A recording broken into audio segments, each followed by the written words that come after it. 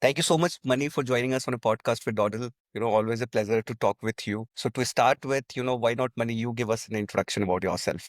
Yeah, thank you so much, Rishikesh, for the opportunity to speak here. My name is Manikanta Rachella. I'm an entrepreneur based out of Hyderabad. I've been into startups since 2012, almost a decade of experience. The past 12 years, I have built startups across fintech, e-commerce, automotive tech, D2C space. So this is my fourth startup, Aloha.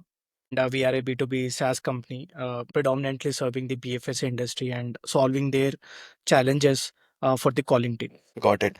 And one side question is that what kept you motivated, along these four startups? It started, I was a pretty bad student, I would say, in the college. While everybody is busy, getting pre-placement offers and all, I thought, I should start something of my own because I was not confident that I would crack any kind of a placement offer. To be honest, that's where it started. We used to have a bunch of friends, 4 to 5 friends, close friends, throughout the 4 years, and then one internship. So we used to follow some kind of a structure similar to bits pilani. I'm from ICFI university, by the way. So we have a mandatory internship program. So 6 months, I think, in third year second sem, everybody has to do one internship mandatorily. So that was the opportunity where I sensed some kind of a opportunity for myself to improve my skill set and to see, can I really contribute something to any company and get some kind of opportunity. So I applied for an internship in Russia through ISEC. ISEC is a largest student community. So even today it is like that, I think. So I went to Russia and I felt it was a out of the world experience for me. Somebody who have been brought up in India since childhood. I have not traveled that much outside of India. So that is my first international trip. So obviously it's quite contrast to what we see in Indian ecosystem and the surroundings, right? It's a complete change of environment for me. So once I've been in Russia, it changed my perspective of looking things at. The country was much more advanced, though I won't agree that right now, because right now I think India is much more advanced than any other country in the world. But back then in 2012 the situation was different.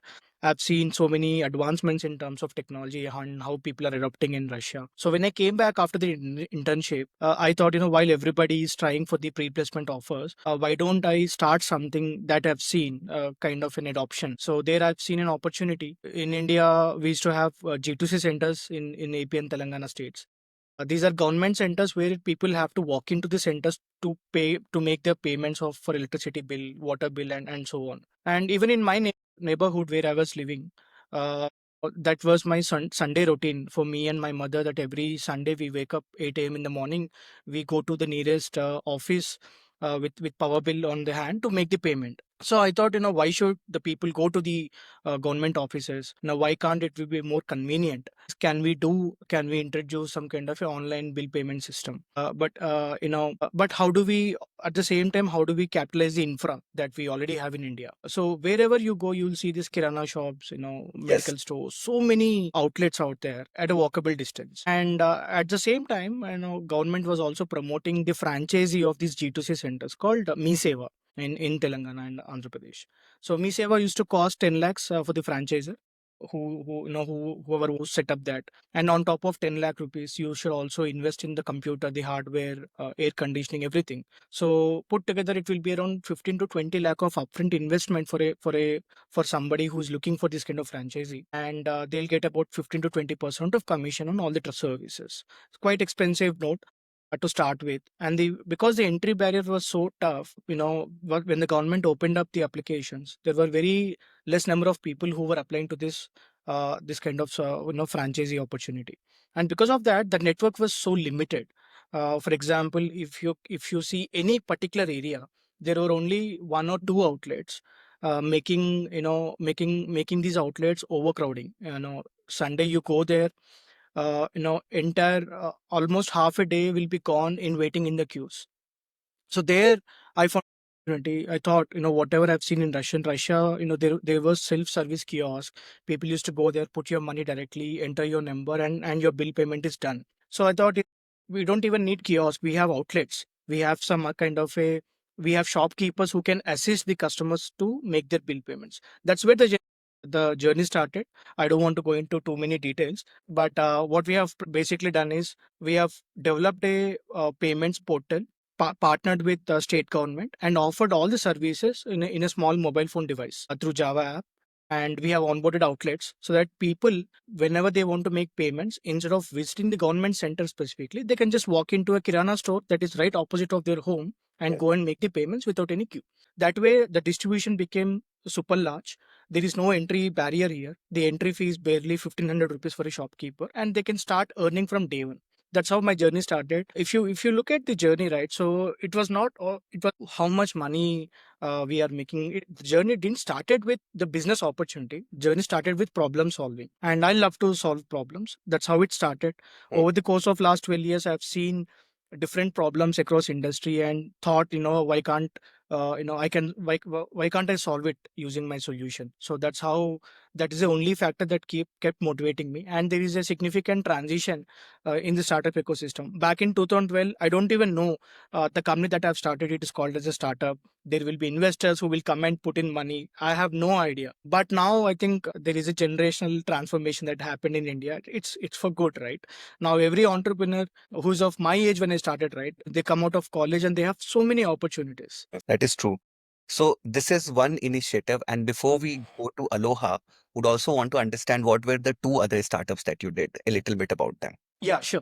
So my first startup, it is called as Payfix. It's a payments platform, and as you know, that I just told, right. So we were serving all the shopkeepers. We were giving an opportunity to have additional income for them by selling government services, by collecting bills on behalf of government. So when we were interacting with the shopkeepers, we have seen another problem. The problem was, in 2000, this is between 2013 to 14, we have seen the penetration of Flipkart, Amazon. There used to be Jabong.com that time. Now it Yes. is Myntra and Snapdeal. The e-commerce revolution have started in India. People started shopping online, and the shopkeepers were really struggling hard to catch up with these online players, because every shopkeeper, they have a limited inventory, right? So they can invest about a lakh or 2 lakhs to buy some stuff from the distributors, or even to borrow some stuff from the distributors. The inventory is always limited. If you look at mobile phones itself, there is no limit to the number of models that we have and number of brands that we have.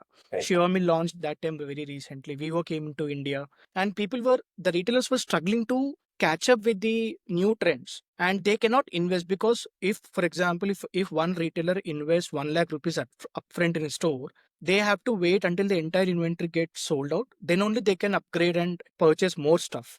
Yes. And customers who are walking into stores, they are expecting more varieties, more number of options across different categories. That's when we saw an opportunity. Hey, today we are solving a payments problem.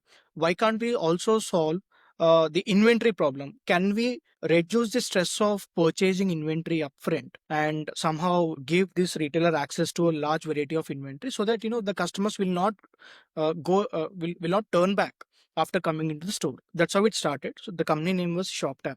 So what we have done is we have developed a self-service kiosk in the store. So it's a basically 32-inch TV with a touchscreen capability. It will be installed in the store.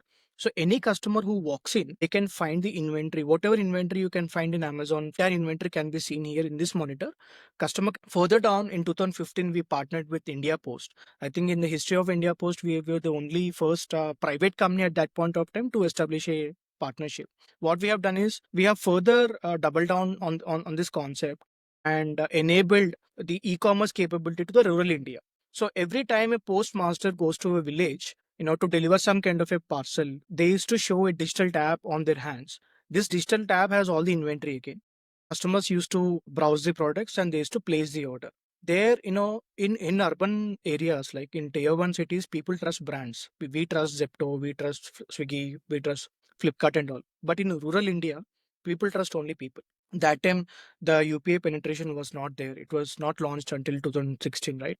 So they used to trust the postmaster because he is the most respectable person in the village, because he's a government employee. And postmaster used to take the orders, club the orders, place the order with us. We used to deliver the parcels to India Post, and people used to collect and pay the amount once they receive the goods. And at that point of time, I think we have served almost 26,000 pin codes across the country. That's how ShopTap happened. And after the demonetization, we took a hit because of the shift, transitional, very big shift in the customer behavior. And we have we struggled as a company to keep up with the change because people were busy exchanging their previous currency and the orders got dropped. We just raised funds and we were struggling literally. So then we pivoted to a different domain with the same company, started serving corporates as a procurement company. Then over the course of time, we sold ShopTap to a company called A. Then my fintech journey started with Coin again. So in 2019, I started a fintech company called Coin, and 2021 I exited Coin again, and that's how the Aloha happened. That prolific journey, Money. Now I will come to Aloha. What was the motivation behind Aloha and what is Aloha? So motivation, see, like I mentioned, right? I used to run a fintech company before, and one key aspect of running a fintech company is how do you manage the. In fintech, we used to do lending. We used to do micro lending. Basically, we used to lend to blue collar employees, people who were working as cab drivers, delivery executives, who are working for any blue collar role with an average salary bracket between 10,000 to 20,000. That is the ICP that we used to cater. And one key challenge that we have in this segment is collections, because the ticket size of the loan amount is so low. So the ticket size again we used to cater between 5,000 rupees to 15,000. That is the loan amount that we used to process. Because the loan amount was so low, we can only afford a digital collections team. Whenever there is an overdue, right? Customer the postal channels. That is WhatsApp, this telecalling, and that is email. But India is largely a telecom driven country, in the sense that uh, in India, you have to call people saying that, hey, I've sent an email to you, please check. That's the scenario, right? So, but on the bright side, people are very responsive on calls. Similar to what we are seeing in WhatsApp, right? People are very responsive generally. If we send an email or a general push notification, nobody cares. We don't get any kind of a response. It will become like a one-way communication. And the key challenge for this calling was intentional, the 30% bracket of customers who are not paying the amount within the due date. The key challenge was we purchased some set of telecom channels from Tata Tele and Airtel, and we used to call these customers. The entire infra was on our office. That means we have to invest in the hardware. Then we there is a steep learning curve for the software part also. And I used to run a telecalling team of 140 people on the floor, and I used to lead them. And the key challenge for these telecallers is that every time we reach out to customers, these customers, don't even pick up the call. And in the CRM, I can see the status as ringing, not responding, famously called as RNR. And most of the collection managers and head of collections, they get scared looking at the RNR because it is a very, very big headache. Because if the customer is not responding, how can you derive what is going wrong? I don't know whether this customer is not in a capacity to make the payment. I don't know whether they have any questions in the interest rate or what is the issue. I don't know, because the call is not getting picked up.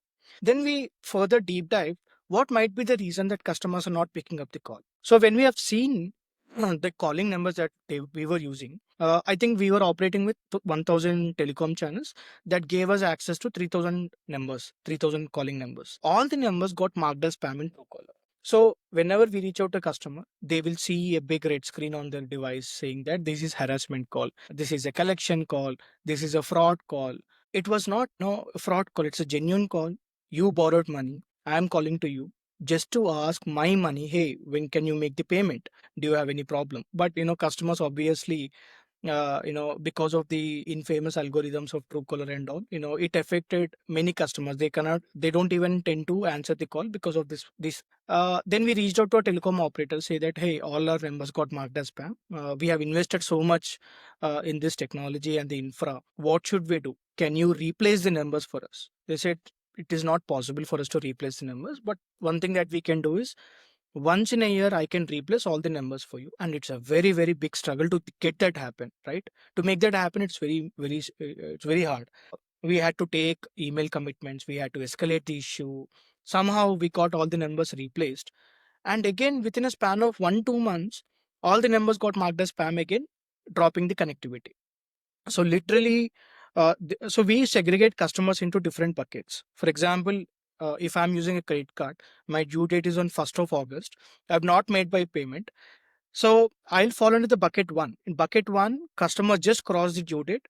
So we call it as 0 to 30, DPD 0 bucket. Then customers who have crossed the due date by more than a month, we call them as a customers falling in DPD 30 bucket, and so on.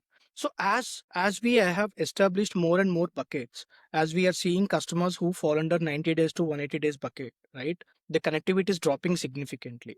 It started with 40-50% connectivity. As you progress, as you reach out to customers who are overdue by many days, the connectivity will drop further. And the only way to establish connectivity with these customers is to change numbers on a frequent basis. Then we stopped using these traditional telecom channels and we started purchasing SIM cards from Geo. SIM cards used to give brilliant connectivity for us because the number looks like a mobile number. It starts from 630 or 98 or 87, something like that. And because it is a fresh number, every time we purchase a SIM card, it is a fresh number because there is no trace in Truecaller. People used to pick up the call. It worked brilliantly, at least because we know that this customer is not going to make the payment. At least we get a reason. Yes. Because in fintech industry, it is very important for you to identify your NPA. Right. NPA means non-performing asset, right? So any customer who is not making the payment for 180 days, like even after 180 days, if they're not making the payment, you have to mark that asset as non-performing asset and start focusing on acquiring new customers because paisa to and if you look at this data, right? So I thought, can am I the only person who is facing this problem as a industry, or is this a common problem across the industry? So I spoke to my friends in the ecosystem, people who are running other fintech companies, and then I realized everybody is going through the same phase. Today, for a banker or NBFC, for them to send a field agent to check on with the customer, right? For you to deploy a field agent, one site visit will cost you 400 rupees. Yes. So already your money is struck. Yes. The customer is overdue. That's a very big liability for you. On top of that, you're investing in collection teams, agents, tools, software, and again the field agent. It's going to be very expensive affair if you don't without having first hand conversation with the customer. Yes. Deploying a field agent is not viable financially. And if you look at the latest data, Rishikesh, in 2025, according to CRIF Highmark data, the credit card overdue bills in India, they have increased to 33,800 crores from 29,000 crores in the previous year.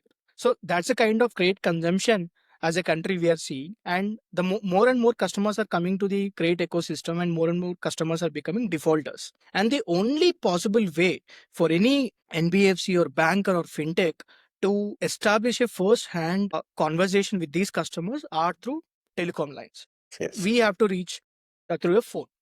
uh, you know, Whether it is SIM based or we use PRL lines or a SIP trunking, this is the first step that you have to do. And another challenge that came up along our journey is that there is a limitation for SIM cards also. Just because you're a company, you cannot purchase as many SIM cards you want. There is a regulation from TRAI that says that whether you are purchasing SIM cards for a business purpose or a official purpose, there is a limitation on one individual KYC. One individual can only have 9 SIM cards in your lifetime. Okay. So if you have 100 employees, 900 SIM cards is what you can purchase. But you cannot purchase 900 because personally each employee they would have taken one or two numbers here and there, right? So that sets the limitation to 5 or 6. And again, there's a roadblock. You purchase numbers, you invest in your physical hardware, you purchase devices, and over the course of 5-6 months, again you will hit a roadblock. These numbers will also get marked as spam. So what should you do? So that's where it started. Once we have exited coin, then I thought, what should I do? What kind of problem should I solve? Then it came in my mind that, lending is not a problem in India anymore, right? For today, for a customer who has good amount of cash flow, the customer has so many options. They have options to borrow from NBFCs, fintech, so many fintechs and all. The ecosystem is maturing. But on the other side, for a lender to work to function in the country like India, they need a real help in addressing this telecom problem. That's how Aloha was started. So what we do here now, whatever problems that I have faced firsthand myself and across the industry that I spoke to, we validated all the problem statements and we started working on a solution. So we have spent around 18 months of time, all the entire initial phase. We have spent this time doing the R&D on the Truecaller algorithm. On what basis Truecaller identifies, on what frequency, what are the parameters. And then we have produced an algorithm that just counters the Truecaller algorithm of marking the number as spam. So today what happens is we have a product that is built exclusively for fintechs, NBFCs and banks. Yes. Meaning that if you have sales team or collection team in your organization, you want, and your primary KPI for these calling teams is to establish more connectivity and more conversations, Aloha will be your choice. So it's a plug and play software. There is no requirement to install a physical hardware on your premises. It's 100% cloud native software. It's a browser based. You start using the product. What will happen is we have certain algorithms and technology in place. The primary intention and goal of the software is to establish higher call connectivity. So what would happen is, if I am a collection executive, you're intentional defaulters. If I want to reach out to you, you will receive my first call from a mobile lookalike number. It's a DID number again, from a number called 8645. If my call goes unanswered, you don't pick my call. In my second attempt, you will receive a call from a number called 8572. It's a different series. Again, if you don't pick up my call, in my third attempt, you will receive a call from 891. It's a different series. So every time I reach out to you, every time you're not picking up the call, the number gets changed automatically.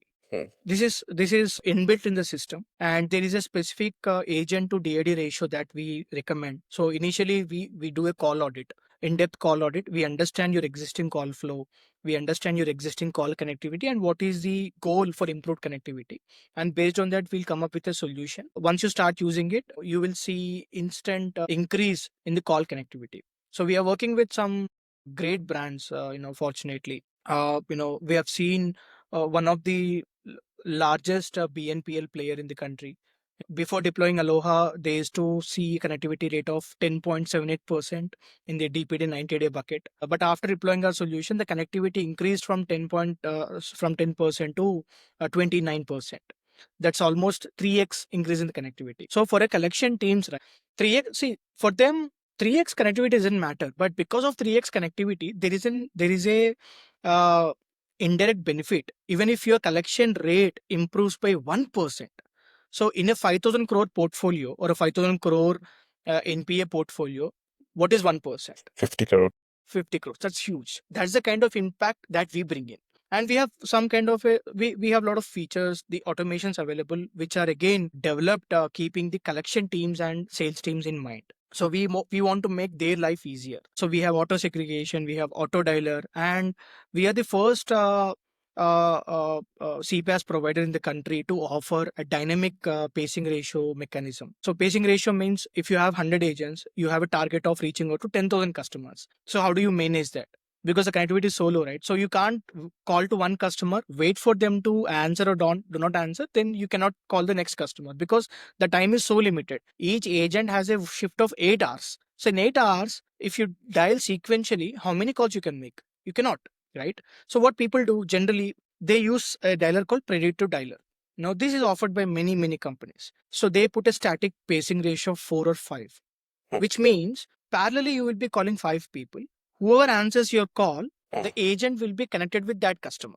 The rest of the 4 calls will be dropped. While this is very good to increase the probability of connectivity, yes, on the negative side, what will happen is at days when your callers are busy with existing calls, at days when you have more than the expected call connectivity, if you're reaching out to 5 people and 3 of them have answered the call, how do you prioritize?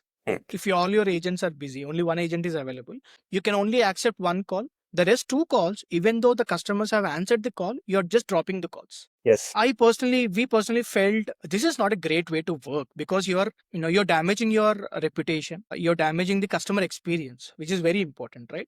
Because it's very hard for you to make your customer answer the call, but they're answering the call, you're dropping the call.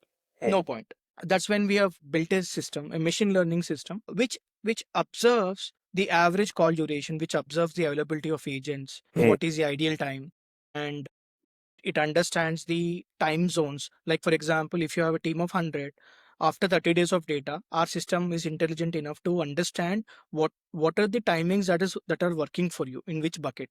So for example, 11 a.m. the connectivity is super high, so the system automatically adjusts the pacing ratio. It will reduce the parallel calling to 2 because the connectivity is very high. As soon as the connectivity drops, it automatically increases the pacing ratio to 5, 6, 7, 8, 9, 10. We have seen pacing ratio go as long as 14 also in some buckets. But again, this entire pacing ratio management is largely managed by the system itself. So there is no human intervention that is required. You don't need to invest a lot of energy and time in analyzing the patterns, which Today, all the floor managers and the calling managers, this is a core job responsibility for them. As soon as they log into the system, this is the first thing they have to do. They have to download the metrics, analyze, and adjust the pacing ratio manually. We have just automated it. That's one aspect of it. The second aspect is the quality control. So, Rishi, what happens in this industry is that, agents have targets. They have to, so if I log into my system, my salary has only two components. One is fixed salary, one is variable salary. My fixed salary will only cover my fuel expenses barely. Yes. Right? I'll get about 15,000. That's the industry average. Yes. And the variable salary will be 30,000. So I can earn 45,000 a month only if I can more and more, collect from more and more customers, right? That is a KPI. And because of that reason, people are very desperate. And there is always on the edge. The emotions are very high, and customers are also on the edge because they get frustrated. They get so many calls, they get threatening calls, lot of calls. So oftentimes what we'll see is, if customer increases his tone or the calling agent increases his tone, there is a event that will lead into fight, very ugly fights. We have seen many cases, in the recent past, right? The telecaller abusing the customer, yes, foul language and all, and sometimes customer abusing the telecaller. And ultimately what happens is, see, customer can, unfortunately, because of the gray holes, because of the gray areas and loopholes in the system, a customer can abuse the telecaller, but a telecaller cannot abuse the customer. That's the guidelines, because every telecaller you have, there is a debt certification that needs to happen before even they employ you. And as a debt certified agent, you cannot use abusive language or abusive tonality, and you cannot you know just lash out at the customer. You cannot do that. If any kind of situation happens, customer will go to RBI, he will write a complaint to the bank or the RBI, and there will be a penalty that will be levied on the organization. And to prevent this, companies deploy QC teams, quality control teams. The responsibility of QC teams is to listen to all the calls that are happening on the floor. Some QC teams, they listen to live calls randomly. If there are 5,000 calls that are happening parallelly, you cannot literally employ so many people to listen all 5,000 calls, right? There's no point. So you'll pick a sample rate. So there will be 10 to 15 member QC team on the floor. Their job is to listen to some calls and make a note. If they observe that any employee is using any harsh tonality or abusive language, they immediately flag, inform the floor manager, and do the refresher training again. So they just calm them down and suggest the alternatives. Sometimes whenever the complaint comes, right, then only the QC team will realize that an incident has been happened. So all it is happening today is, QC teams are there to control the damage, but they are unable to prevent the damage from happening. Yes. So here what we have done is, we have built an AI QC agent, which means that, for example, every time a telecaller is having an interaction with a customer, there is a third person in the call, on the con call. That third person is a AI agent. This AI agent will observe the entire conversation. It will understand, it will differentiate who is the telecaller, who is the customer. It keeps on checking the tonality, language, and what are the words that are being used. And as soon as there is a sudden change in the tonality, any drastical shift in terms of the script, and the telecaller is coming out, shifting towards this, he's coming out of the script, he's not adhering to the script that is provided. Any other different direction, rather than the intended direction, it will immediately identify, it will inform the floor manager that is a live incident is happening. Please join the call. So manager can, at a click of a button, he can barge into the call and he can control the damage before even it happens. Right. And sometimes calling agents, they will have a good conversation, but they will mark a wrong disposition just to reach the targets, right? For example, my manager will say, Money, today you have to at least get promises from these many number of customers. We call it as PTP, promise to pay. So if I show, hey, I've called 200 people, 80 people said they will make the payment next month. These are PTPs, right? My manager will not scold me. So customer will say, hey, I'll not make the payment. I'm not interested to make the payment. You do whatever you want. I will still mark the disposition as PTP just to convince my manager and to get out of scrutiny from the management. But this is a wrong disposition, right? It is a loss to the company. So yes. Here what will happen is, because the AI agent was part of the call, even if the agent marks a disposition as PTP, it will raise a flag saying that this is a wrong disposition. So the QC teams at click of a button, they can see different data, see how many good conversations happened, how many negative conversations happened, and who are your top performing agents, and how many wrong dispositions have been marked. At click of a button, you can see, okay, around 120 dispositions has been marked as wrong. So you can have a conversation with the telecaller and apprehend them, before even the damage happens. So I went in depth, but this is the It's very larger nice. scale problem that we are solving. Absolutely, Mani. Like, right from call connectivity till quality check, till performance improvement, till identifying your best sales guys. You're Yeah. solving an end-to-end gamut. I have never seen a product which is solving this entire gamut. I've seen products solving the QC piece. I've seen, products solving sales performance. This Truecaller, for the first time, I saw somebody solving this part. So tell us, Bunny, like, what are your competitive advantages? Let's suppose, there are means I may not be knowing, but you tell us, like, if there are one or two, three competitors in the market, how do you differentiate yourself? See, this industry is very competitive, right? There are so many players offering the CPaaS solution. But what I believe, Rishi, is that all the see obviously whenever we develop a product, right? We check with our competition what they are offering, how that product is useful for the collections purpose. Uh, with my personal experience of running a collection company, right, the fintech company, I've used softwares from big companies like Nolarity, Exotel, Amio, Ozontel. I've personally used the software of all the major players, and I felt not feeling. It is true that most of the solutions they have are horizontal solutions. It is a generic solution built for all kinds of use case. It's like Zoho and HubSpot, where you have to customize, define your workflow, and you can only achieve the output once you get into the depth of the system. Yes. And there are so many limitations for this horizontal solutions. So every time you need a customization, there is a cost that is involved. The cost I'm talking about is not the monetary cost, it's a timeline cost, because it's a very big horizontal solution, right? They cannot just customize for your use case unless your ticket size is huge, unless you're giving 10 lakhs of monthly revenue to any of these players. They don't even bother to do a customization, because running a telecom company, the complication is that you're dealing with a combination of hardware and software. It is not a pure play software, right? There are physical telecom lines that are involved. So there is a limitation for customization also. It will take time, it will consume a lot of resources, it is very, very expensive. And there are only two kinds of solutions in the market. One solution wherein you purchase telecom channels directly from operator. So you approach Tata Tele, Yes. you take 1,000 channels, they'll install in your premises to your hardware. Then you purchase a dialer software, you install in your local system, and do the calling. So here it is a very legacy way of working. This is, we are talking about 2001, 2002. Even still now, there are companies who are using this kind of 2000, early 2000s technology, using a combination of software and hardware. Here, now the customization options are abundant. Like you can do a lot of customization here, but there is a hardware limitation. For example, the dynamic numbers rotation that I've spoke about, right? So essentially, if you look at the backend, we have two kinds of telecom networks in India. We have a wireless network that we use on SIM cards on our mobile phones, like that Airtel 5G, Jio 5G, and all.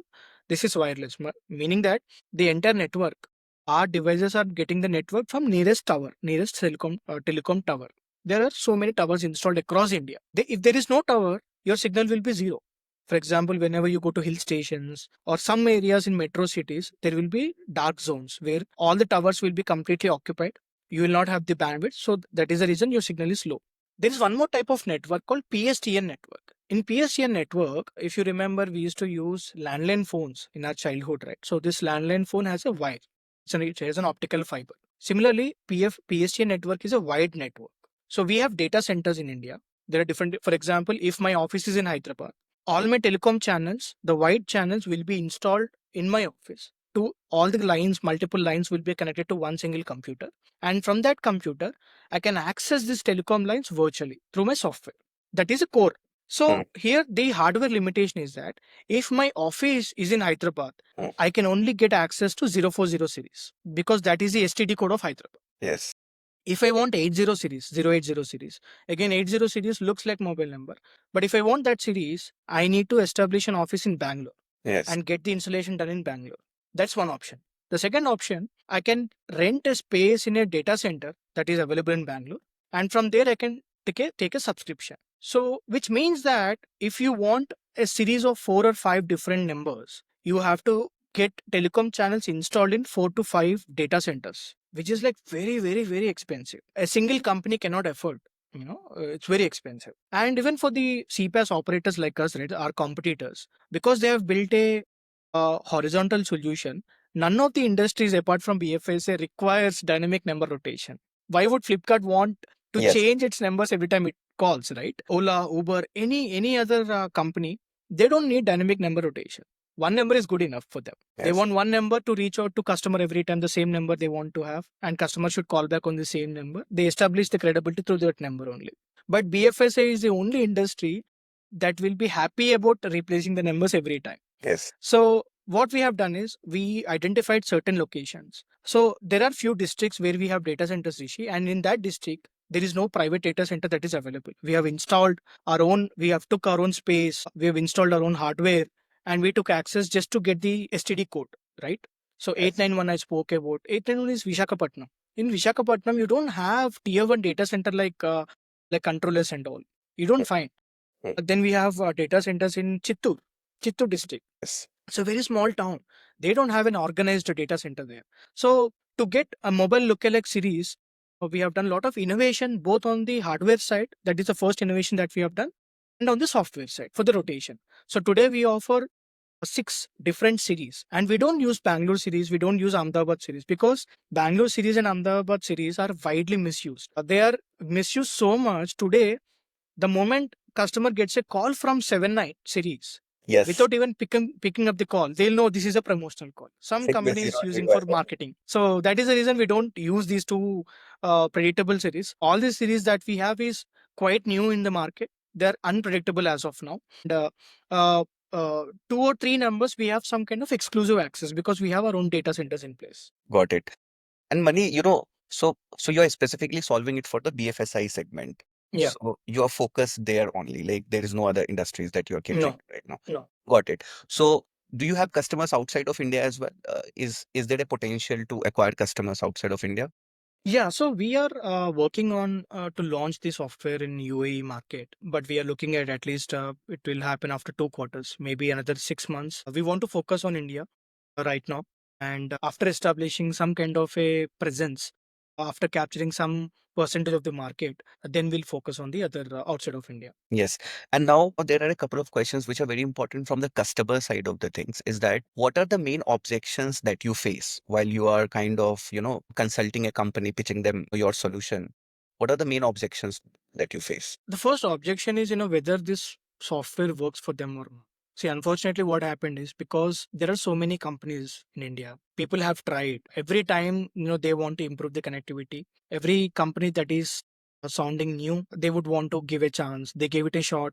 And like I said, the telecom is very expensive. Every company, they lock the customers to 1 year contracts. This everybody does. For example, if you want to sign up Nolarity or Exotel, or if you want to sign up directly with Tata Tele itself, right? So if you say you want to purchase 30 channels, so each channel will cost you 500 rupees. That means essentially you're committing a revenue of 15,000 rupees every single month.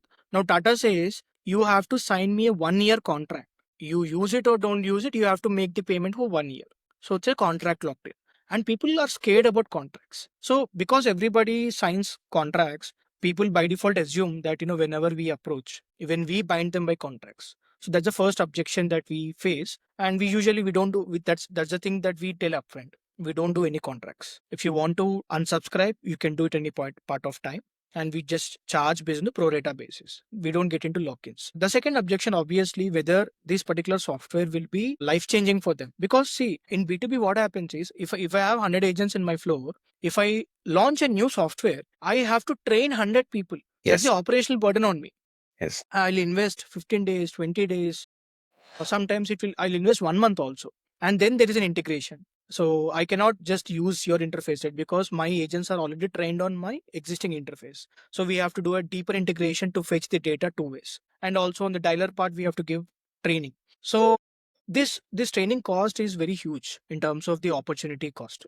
When we compare it to opportunity cost, the timing that I'm investing. So every time I launch a new software, I have to invest 30 days of my time in training the agents. If the software doesn't work for me, Yes. it's a waste of energy and waste of resources and waste of money ultimately. That's the second objection. So people would want to evaluate the capabilities of the product before even jumping the guns on using the product. There's a second objection. And obviously the third objection is the pricing. So like I said, right, collections is a very tough industry because you're already at loss. You're the only job you're doing is recovering loss, reducing, minimizing your loss. Yes. So when you're minimizing your loss, if my software is adding additional cost burden to the unit, to the organization, again it's a very very tough situation to be in to make decisions, because you have overhead costs, the attrition rate is very high for the agents, and you have already invested, tried, tested so many tools, invested X amount of money, and today I'm asking you to invest again. So that's a kind of a hurdle, not too much, but I would say in the list of objections, that is the third objection that we get. Right. Got it. And what I believe is that being industry focused would have helped you create a good playbook around implementation and making sure that the client is successful. Yeah, yeah. So, like I mentioned, the second objection, right? Before even testing the product or before even investing so much of money and resources, how do the customers know that this product will work for them? And for that reason, what we have done is we have whatever companies that we work with, we have detailed case studies with them, and we send these case studies to the customers. That is one that we do. The second thing that we also do is we suggest a no contract, very simple lightweight POC. So we ask, you just give me 10 resources, you deploy my software to 10 people, you just give training to 10 people, use the software for 1 month, we don't charge anything, it's completely free of cost. Only if the product is working for you, then you make a decision to purchase. If it is not working, don't make the purchase. And Rishi, I'm proud to say today the success rate for us in terms of POC to live conversion, it is 100%. So we struggle from converting the clients from lead to POC. There's a huge struggle there. But once we convert the clients to POC stage, our conversion rate is 100% successful. And also whatever I just spoke, right? The problem statements, how we are solving for telecallers, how we are solving for QC agents. It is not that you can only achieve this output only from Aloha. Without Aloha, if you use any other software, there are some hacks, there are some techniques, there are some playbooks that are available for you to achieve better connectivity. Genuinely, we are confident that whatever problem we are solving, it is very genuine, and you will see results. And to make the playbook accessible to the larger audience in the economy, in the ecosystem, what we have done is we have published a book. So this is a playbook. So we have the audacity to go out and say that, hey, we cracked a formula. You don't need to use Aloha. You can go out and use the same formula and get the desired outputs. Whatever our customers were able to achieve using Aloha, you can also achieve without using Aloha. So we went ahead, we wrote the complete playbook, and we published this book. So every event that we do, every customer prospect that we meet, we distribute this book. So they're open to read it and implement the framework. But the only advantage with Aloha against other players is that with Aloha, the entire playbook is built into the system. So that means you can start achieving the results from day one. Right. With other systems, apart from Aloha, for you to achieve this kind of result, it will take anywhere between 8 to 9 months for you to start seeing the results. So that is the competitive advantage that we have. Very nicely explained, Mani. And must say, this was more of an industry insight than a product deep dive, because the way you covered this entire stuff, I think it is going to be enormously beneficial for anybody who is in this industry and who is looking to, improve on the parameters that your product is solving. And the best part about that was at the last, you have a playbook where, you're not telling to the customers that, you just have to come to Aloha to get it solve the problem. You can read this book and solve your problem. But, the one difference is that we can help it solve faster, Yes. for you. Thank you so much, Mani, for joining us. This was a great session with you. Thanks. Yeah. Thank you. Thank you, Rishi.